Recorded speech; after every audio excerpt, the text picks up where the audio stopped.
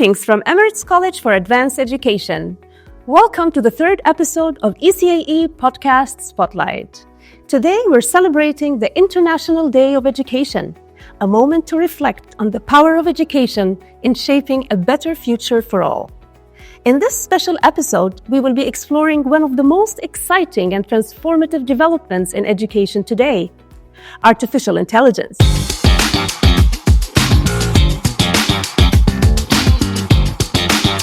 As AI continues to reshape industries across the globe, its impact on education is undeniable. From revolutionizing teaching methods to reimagining how we learn and assess learning, AI is opening up new possibilities for students, educators, and researchers alike. But with these sophisticated advancements come important questions about ethics, equity, and the future of human-centered learning. Join us as we dive into these discussions, exploring how AI can enhance rather than replace the deeply human elements of teaching and learning. We will explore how education can guide the responsible use of AI, helping us create a future where artificial and human intelligence can coexist in powerful and meaningful ways. Stay tuned as we unpack these exciting opportunities with experts in the field. We hope that our dialogue today inspires reflections on the possibilities within education systems to equip individuals and communities, navigate, understand, and incorporate AI technologies effectively and responsibly.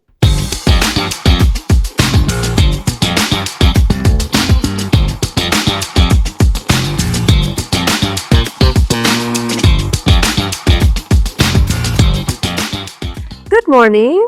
Welcome to ECAE Podcast Spotlight. Today's episode is a very special episode because we are celebrating together the International Day of Education. And the theme of our discussion is a very exciting one, which is AI in education. First, I'd like to welcome you as my guest today, Dr. Patricia Fidalgo, Associate Professor and Division Head in the Division of Pedagogy, Technology, and Teacher Education at ECAE. Good morning. Thank you for having us here today. Welcome. And Dr. Reem Hashan, Assistant Professor in the Division of Data Analytics, Policy and Leadership at Emirates College for Advanced Education. Welcome, Dr. Reem. Thank you. Good morning. Thank you for having us today. Thank you. And then we will start with our discussion. As I mentioned in the introduction, AI is reshaping the landscape of education. There's no doubt in that, opening new possibilities for students and educators. So my question is to Dr. Patricia, if you don't mind, how can we reimagine education in the age of AI?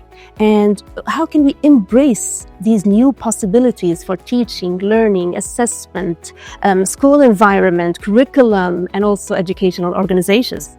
Oh, thank you again for having us here. And as you were saying in your question, the right word is actually reimagining education. So we have to rethink about how we teach and how we learn in a new era where these new technologies can do so much for us, but also pose so many questions for us.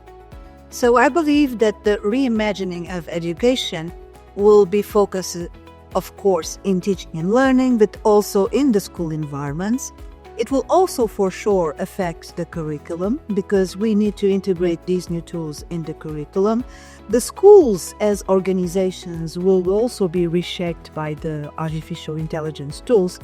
And one of the things that has been concerning most of the teachers around the world is related to assessments. How can these new tools be used in an ethical way and a constructive way by our students and not as a replacement for the work they should be doing while studying? Very important issue. Yes, for sure. So let's focus on teaching and learning. So these AI tools can actually personalize even further the learning experience of the students. Let me tell you that personalized learning has been around for a long time, and the personalized learning is focused on students' needs. Individual students' needs. What we can do with artificial intelligence is take this personalized learning one step further by allowing teachers to unburden many of the tasks that they have to do with the help of artificial intelligence to assist the students in the personalized learning. So this is one of the things that we can do even further. Personalized learning has been around for a long time, so our students' needs have been always taken into account by teachers. What we can do it is even better now, because these tools allow us, teachers, to, for example, set time. And it will allow us as well, in way, to actually assess our students' needs. I mean, it will help us with the, data analysis that we retrieve from, the performance of our students. So we know more and we know better about their needs. So we can, have make more informed decisions about what kind of support we're going to give to our students. Therefore, to this top. So this is how we can envision, the role of AI as a tool, as an assistant rather than a replacement. So, yes. Yes, we can take it a step further, because these tools have also the capability of being accessible either to teachers or to students 24/7. So it's an experience, a learning experience and a teaching experience that will be taken outside the school walls. Yes. It's an experience that can be adopted and lived by the students at any time they see fit, when it's more convenient to them and their families in many cases. So this is one way of looking at the artificial intelligence integration in education. What I would like to say is that we are looking more than ever. We had the first experience during the pandemic of online teaching and learning, hybrid models. But now with artificial intelligence, the integration of technology will take a step further by making the teaching models and learning models hybrid in a more convenient way, in a more productive way, because these tools increase productivity or can increase productivity very much, as long as we know how to use them. Absolutely. Yeah. So this is one way that we can look at the integration. Another way could be, for example, how the school environments will be shaped by artificial intelligence. One of the things that I have just mentioned, which is the hybrid teaching and learning models, it's going to be reflected in the school environments. The classrooms will be smarter than ever. So we have been speaking about smart classrooms for a long time, but with AI, they will become smarter and amusing because they will allow to take further the real-time feedback even more. It will be even more there at the schools and in the classrooms. They will allow a better and increased engagement from the students. And hopefully the performance will also will be increased from the teachers and from the students. We tend to think about our students more often, which is fair, but teachers will also see an increase or a possibility of increasing their performance with the smarter, I'm going to call them smarter, classrooms. So this is one of the ways physical spaces, I believe, they will be also changed with the integration of these tools. Imagine virtual reality will require that hardware is brought to the classrooms, that it's not there yet for most of the classrooms around the world. So I believe that the physical spaces to accommodate this new technology will also change. We will see a change also in the curriculum. And the curriculum includes something that I was speaking just a minute ago, which is of the most concern for many of our teachers, which is assessment. When we speak about curriculum, of course, we are speaking about types of assessments and how we assess students. So not only the curriculum needs to introduce as a foundation course, artificial intelligence should include as a foundational course the use of artificial intelligence and the use of artificial intelligence and its impact in societies is not just teaching about artificial intelligence talks. So I think that the talk about SSE is actually integral in the talk about integrating AI in teaching and learning. I mean, when we talk about how we will what concerns it might bring to our assessments, our current assessments. There's the need to rethink and redesign the assessments that we currently have. And before we do that, I think the first step is to look at what do we really need to assess? Are we still in need to assess the same skills that we have right now? Would students need these skills? Will they remain relevant once they graduate? So we need to focus on the type of skills that we need to grow with our students, and then we think how this will affect our assessments to be in this era. Very, very interesting. Very interesting and exciting how you took this discussion to the relationship also between assessment and curriculum. And it seems like it's all feeding into the influence or the potential influence of AI on students' learning experiences, because as Dr. Patricia mentioned, we're talking about possibilities related to the space, the classroom, related to the learning experiences, related to the content they're learning, personalizing learning, which means addressing the needs of all learners in the classroom, which also takes us to an important topic about inclusive education and equity in education. So all great and promising ideas. Would you like to add on? Yes, I would like to add something. For a long time, we have been speaking about teaching our students about digital literacy skills. So, new technologies have been around for a long time. And now with the artificial intelligence in our classrooms, we are speaking about introducing into the curriculum artificial intelligence literacy updates, which is very important. And although we still want our students to learn some foundational skills like critical thinking, problem solving, and so on and so forth, we want them to learn how to do it using the new skills that artificial intelligence provides us. So we still want them to learn those 21st century skills, of course, but now, because of these new technologies, we need to teach them these artificial intelligence literacy skills to take further those other skills that we still expect them to learn, because these 21st century skills are not as much related to content as we all know. It is related with life skills. What we expect them to face in their lives, in their work lives, in their community lives, in their individual, in their individual lives. So all these skills now have a new layer of complexity, because now they have new tools available to them, and that how should they use them? And especially, let's remind our listeners of something that is challenging. Artificial intelligence tools are changing on a daily basis. Every time I open my computer each morning, It's very rapid. It's unbelievable. true, I can expect new tools to be available to me every single day. So this is even a further challenge. And the challenge is that they're not actually responding to our requests by giving us answers or knowledge. They're actually generating new knowledge.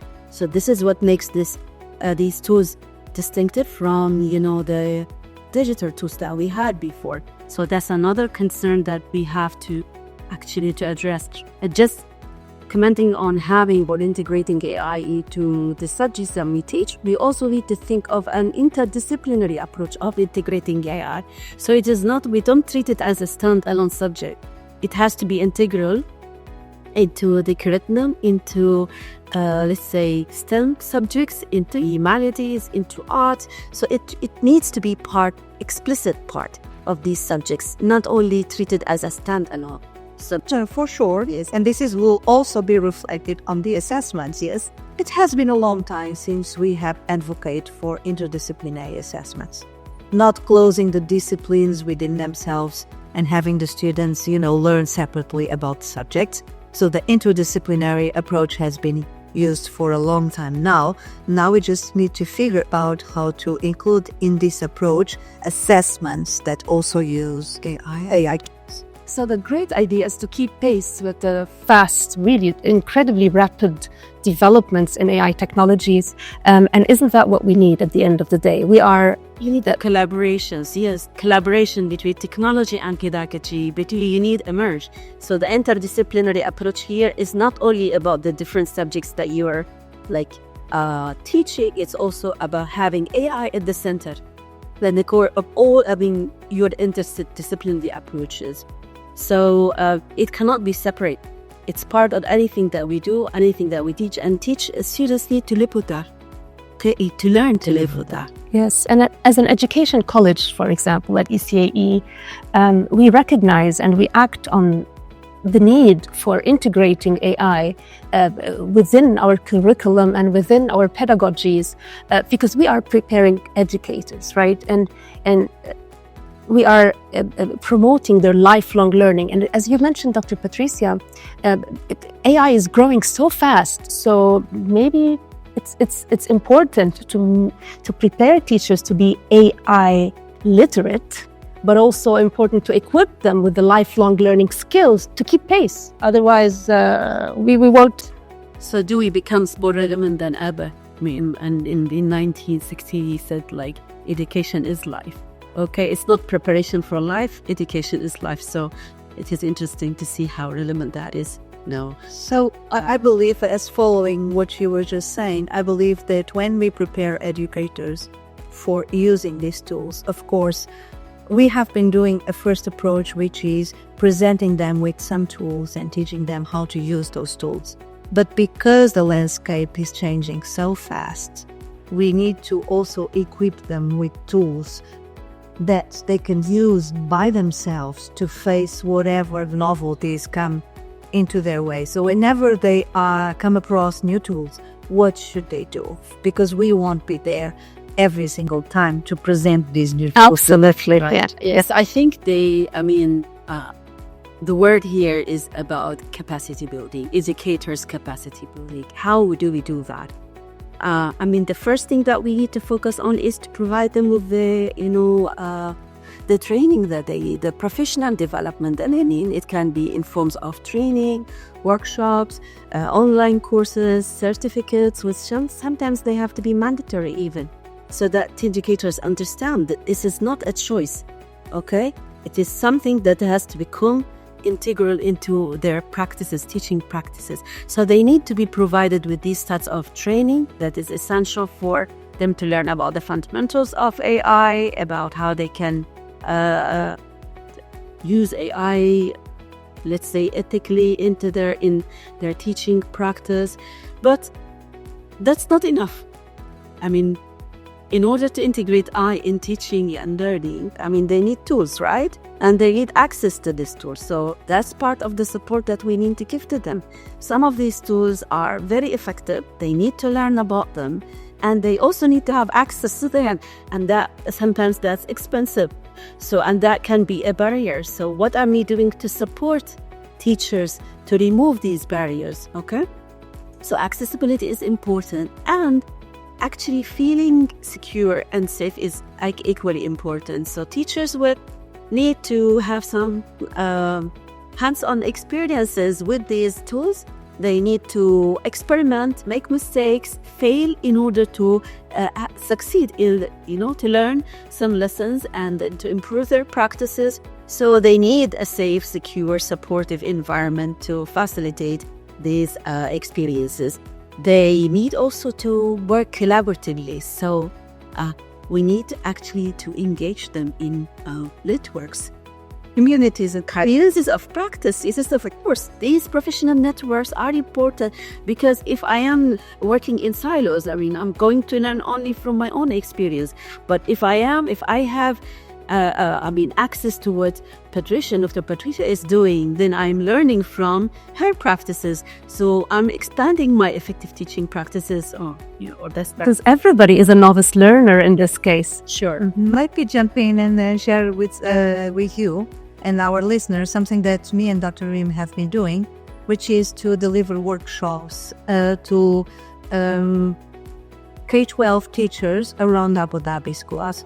So one of the things, the outcomes from these workshops, of course, we are teaching them about the AI tools and then about the challenges of using those AI tools. But let me share a good thing which is the outcome and the feedback that we get from these workshops. Dr. Reem was saying, this is a requirement. But we want to feel that when they attend these workshops, they don't feel that this is a burden of professional development on them. That they actually take something useful with them, and that they feel, okay, I have spent an hour and a half, 2 hours here, but this was really useful. So how do you do that? By engaging them and showing them the potential of these tools, and the feedback that we have been given by these teachers is so positive. We have had comments such as, this was the most useful professional development session that I have had in a long time, which is so good because sometimes they even react like kids in wonder. Yes, they feel, excited. They look at us when we are presenting the potential of these tools and they think, oh my God, this is so much that I can take from these tools that can ease my job as a teacher, that can make my life easier, that can save me so much time, and that I can use that time in more productive educational tasks instead of those administrative tasks and, everyday tasks that every teacher still has to do. It's when they start to see the value of what they're doing, we create the interest.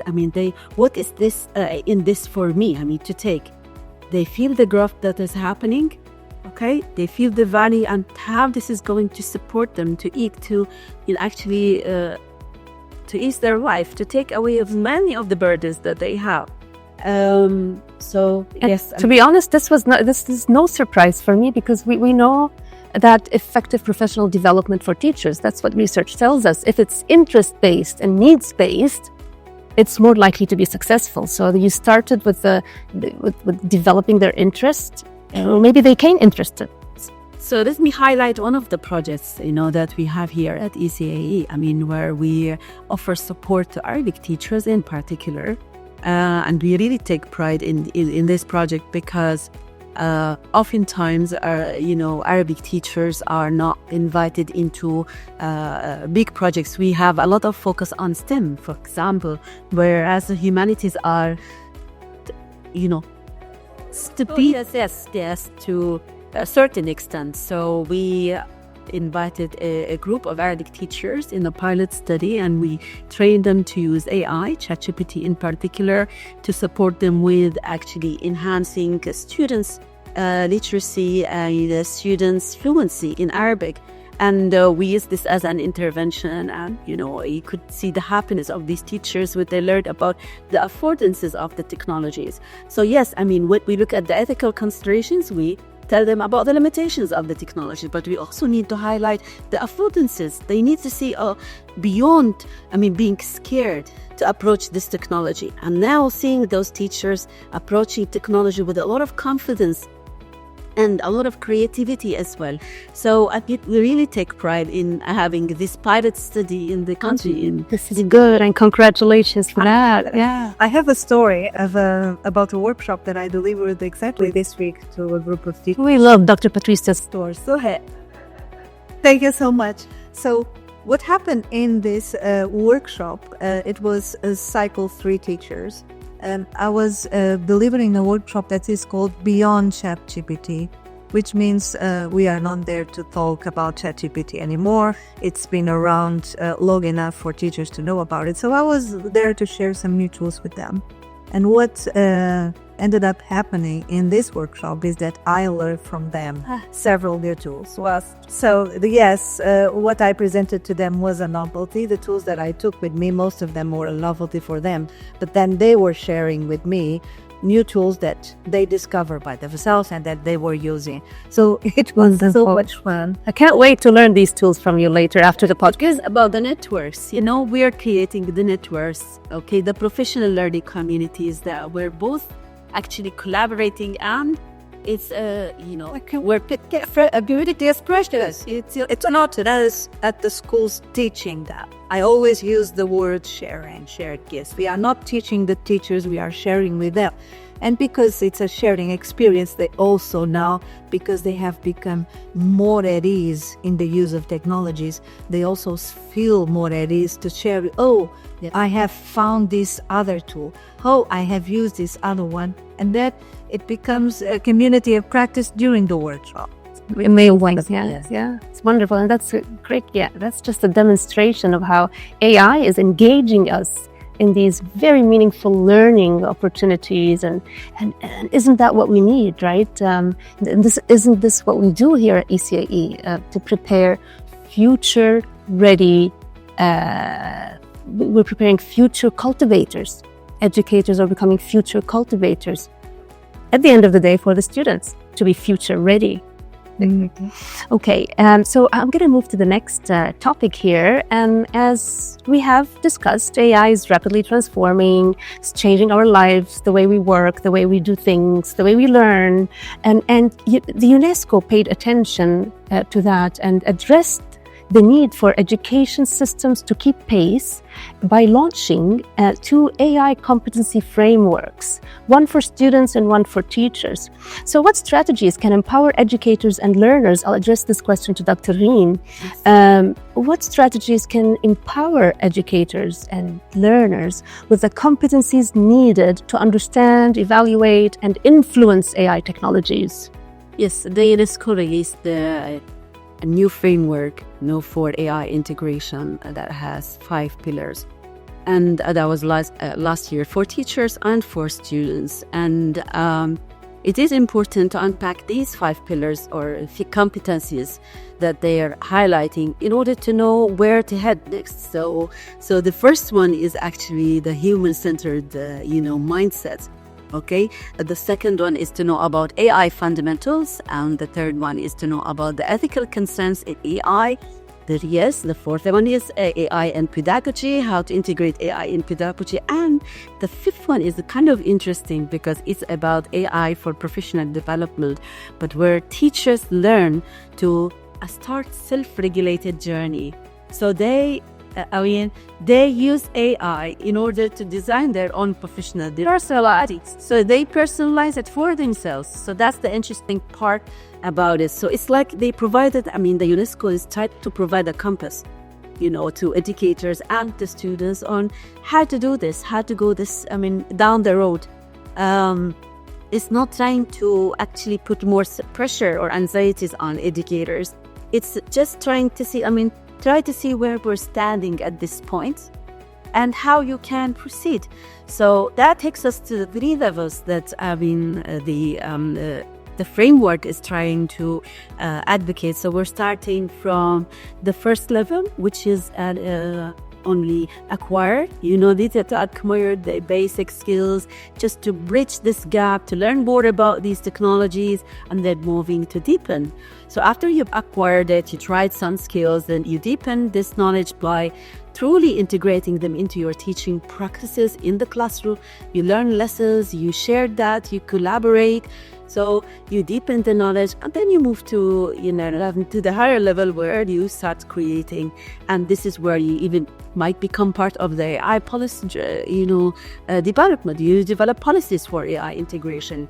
But let's just pause a bit. We don't want to put pressure on teachers. Not everyone has to really write policies and to inform policies. It's not about this. It's about, how you, UNESCO is trying to support teachers to put, milestones for themselves. And how do I move from point A to point B, and then from point B, I put another goal for myself to improve my... So it was clearly support strategy by the UNESCO. It was support documents to support teachers. What is interesting, although this is a very important topic, in 2022, only 7 countries had frameworks for the integration of AI. And now, with what we've witnessed for the past 2 years, many countries are joining on board just to support their own countries. And yes, so you're talking about the kind of support we want to give to teachers. That should be our starting point. And so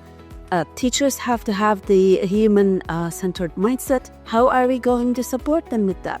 We ask the teachers to design, activities in the classroom that would focus on students' well-being, emotional intelligence, social experiences, as well as integrating AI. But how would they learn to do that?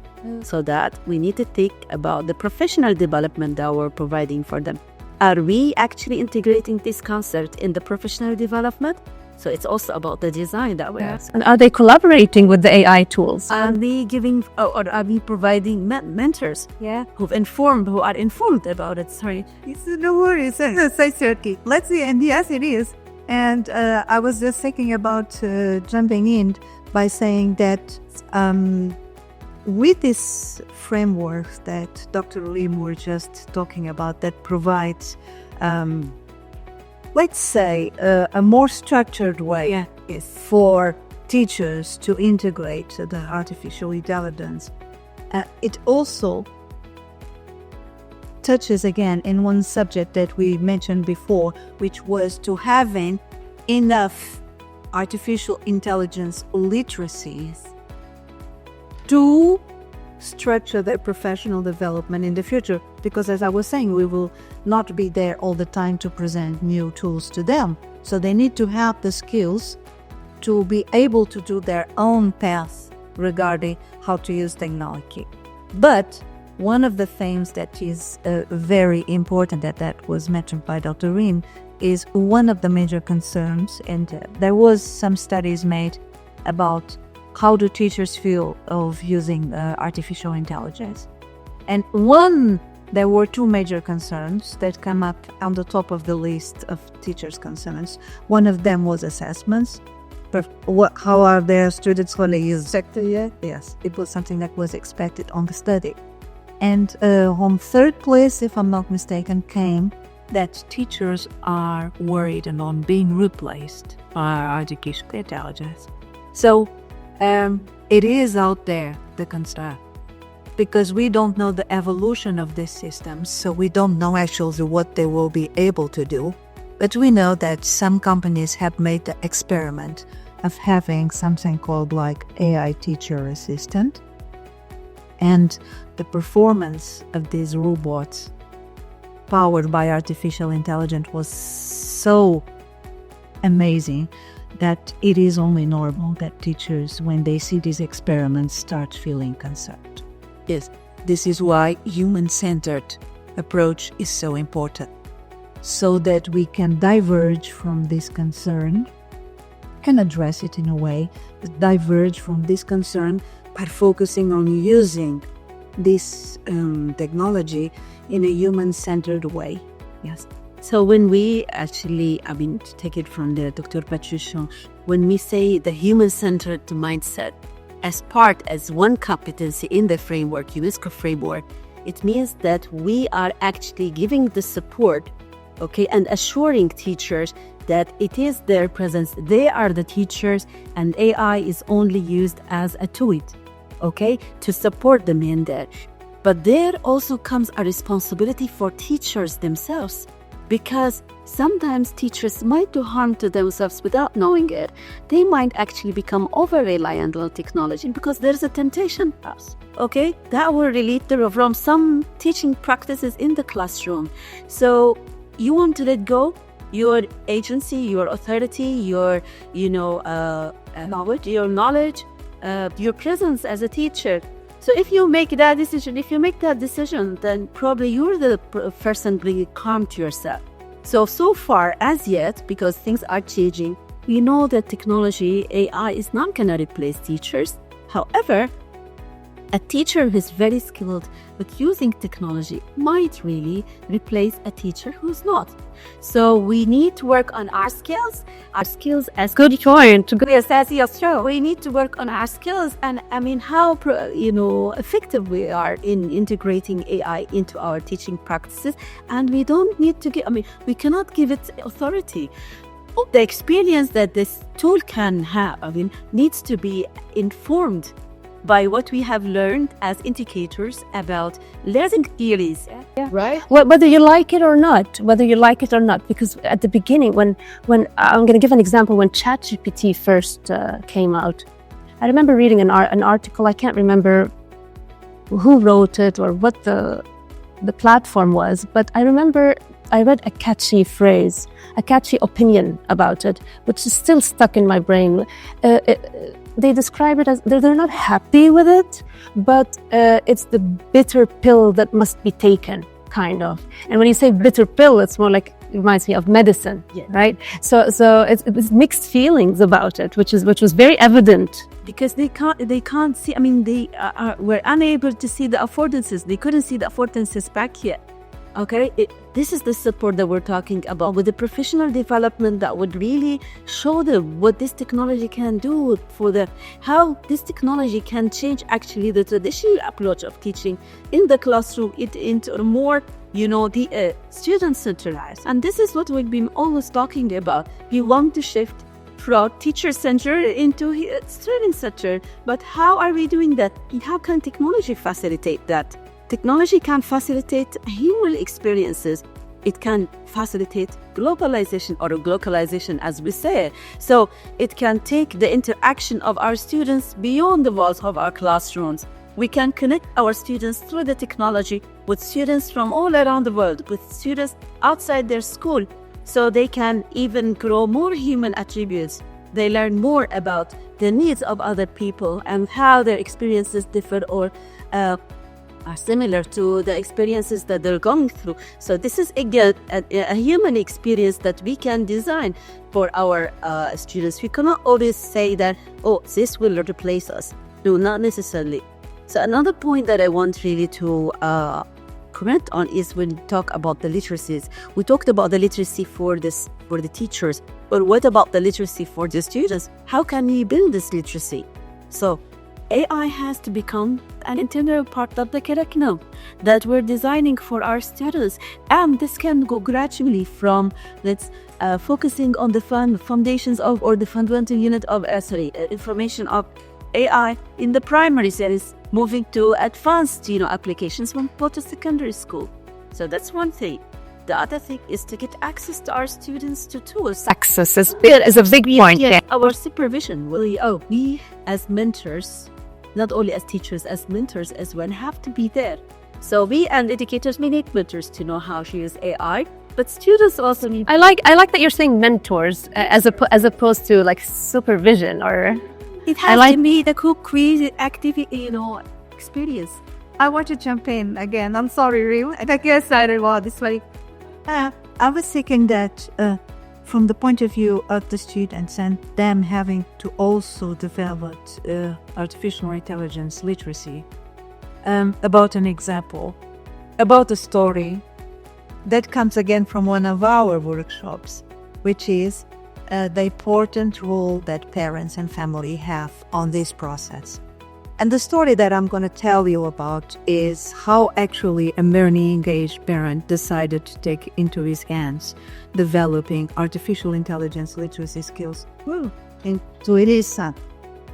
So, guys, it decided to share this in one of the workshops by saying, "Look, I decided not to fight it." This is his words. I decided, of course, not to fight it. I myself am a very interested person in technology. So every couple of weeks, every other week, I give my son a task to do related to AI. And usually the task involves a new tool and a critical use of the output that tool produces.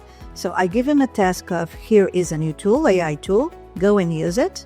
But I want you to then, whatever the output is, to analyze it and critically come to a conclusion about the quality of that output and how much you can trust in the output on that tool. Of course, it is impressive. I was telling, I'm learning a lot from the workshops that I'm delivering. And I thought that this approach by this parent was so good that should be showcased as something that other families can do. However, we also need to acknowledge that not all families have the required knowledge or feel at ease to do an experiment like this person was doing. So we also need to address how we can also promote some artificial intelligence literacy in parents and families and communities. Let's call them communities because it's sometimes more than just the families. Because without empowering them to feel at ease, to participate in this process, how can they do something with their children at home? Well, you inspired another angle actually to the professional development. Actually, professional development that can be, provided to parents as well, so to have their buy-in into the integration of technology. We need actually for the students, we need to a shift. We need a change, a fundamental change of how they are educated, how they are assessed.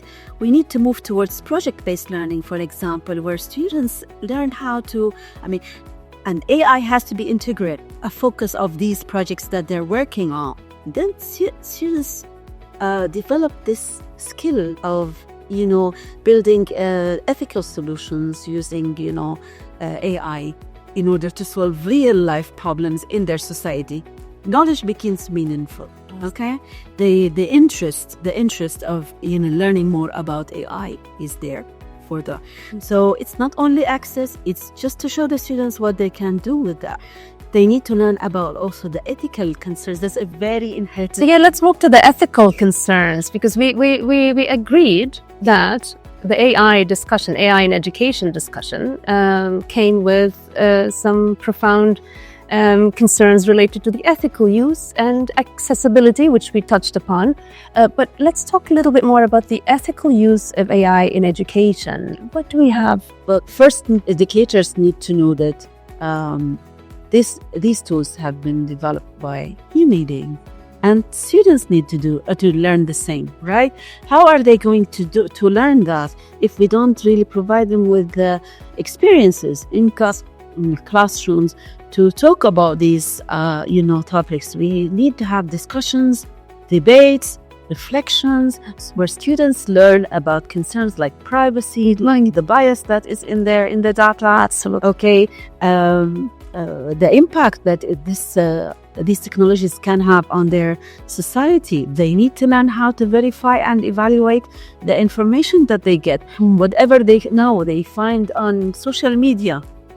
There's no way you can tell that this. Some of the AI tools are so advanced that you cannot tell that the video that you're watching is actually not for that person. It's like which takes us to the first point we discussed about why are we worrying too much? It's because AI tools can mimic human behavior and thinking. But if we have this awareness, if we develop this awareness, then we're not that much worried about our students, because he can judge, they can verify. Okay, so we need to provide them the skills through hands-on experiences in the classroom, or that you throw something at them, it's like make them make a decision whether they want to take this information or not, and why. And that's why we need to go back to where education started. We need to have the core knowledge that will enable them to make decisions on whether this is right or wrong. We accept it or they don't accept it. We can have simulations for them where they take on new roles, not only the role of the teacher or the student. They can, for example, take on the role of AI policymaker or AI developer. So they start to see new endless possibilities, and they can start criticizing them, evaluating them. So it's all again back to the teacher. So our role is more relevant than before. We need to be very careful. To give the support to each other on how we can do that. Yeah, I wanted to add something like any ethical use or any ethical behavior. We always go back to foundations. What do I mean with foundations? We always go back to educational foundations of children. Hey, so if you give them a strong ethical approach to life, then it becomes easier to teach them the follow-up stage, which is having an ethical approach to tools that are available to them. So we need to also think that there is a lot of self-regulatory process in all this use of artificial intelligence. Okay, we can alert them or show them or share with them some of the challenges of using these tools, but it all goes back to them deciding on how to use that. And if they have a strong ethical background when approaching life, general, it will be easier for these students, teenagers, children, young adults to actually make decisions and have also an ethical approach to the use of VLUCA. I'm partly that you mentioned that it's like we're giving some more, value to humanities. I mean, humanities have not really been, where we have not been fairly treated because of the, the focus, education focus on STEM, for example. But the humanities are proving to be more relevant than ever because these are the subjects, the topics where you can start these discussions, these conversations about the ethics, ethical foundation that the students need to have. Yeah, and that takes us to the importance of values-based education. So once we have a solid values-based education system, then we don't have to worry about the rest. The rest is, well, we still have to worry, but it's like, that to worry. So that can start to put no, and that's job. Yeah, well, it's even better to worry, by the way. Because when we worry, we become more alert. Aisha, we make intentional decisions on how we can, to confront new challenges. So we need, sometimes some kind of pressure sometimes pressure is not really a bad thing. Yeah, but you know why? It's because I'll tell you I'll share a quick personal feeling, I would say, or observation. So when ChatGPT first came out, I did observe some sort of a collective anxiety happening in the education community. So it's good. It's really comforting to learn that values-based education can really take care of that, or at least take care of some of it, a big portion of it. All we're terrified. We have a proverb in our culture that's like people are always enemies to things that they are ignorant about, because they don't know much about it, so they try to become enemies to these things. But once you start learning, you don't see AI as an intimidation. You see it as a friend, as a support. So yes, with knowledge, with the knowledge is the key word. So, yeah, this has been an amazing conversation. It's just an eye-opening and thought-provoking dialogues that we had today. I want to thank you so much for joining us in this very special episode again, because we are celebrating the International Day of Education. And our theme is AI in education. I'd like to thank you again, Dr. Patricia and Dr. Reen. Thank you for having us here. It was an amazing experience. Yes, pleasure it was. Yes, thank you so much. I would like Lily to end with like a quote for me. So education is not preparation for life. Education is life. So the lifelong learning has to be actually the core of what we are teaching to our students. So we all need to understand, as educators, as institutions, as students, that we need to move from, only thinking that education happens in school to thinking that it's a lifelong learning journey. Absolutely. And it should not. Wonderful, a beautiful way to end this dialogue. And Dr. Patricia, I would like to say a last word. I wanted to we could be here talking for so long about the challenges of artificial intelligence. I want to add to what Dr. Reen said, that mainly from my personal point of view, and the use of artificial intelligence should focus also, there are so many other things, but should focus also on justice and empathy. And I was saying, yes, can I bring a story just to end this? So was this a story? We'll end with one of Dr. Patricia's stories. There has been a study made by a very well-known international researcher called Sugata Mitra. He's an Indian, and he has, a few years ago, made an experiment of using technology to replace teachers in places where teachers would not want to go and teach. So in remote areas of India, it decided to use technology to replace teachers because they didn't want to go there and teach. The hole in the walls and asked, see, stillness. It was a wonderful experiment. However, it was very thought-provoking because immediately the first thing that came into mind, so are you saying that the technologies replaced the teachers on those remote places? And that brought me to think about, now that we have AI so much more available to everyone, how can we use it to exactly promote justice and equity by addressing some of these educational challenges that are, how can we take education to everyone, everywhere?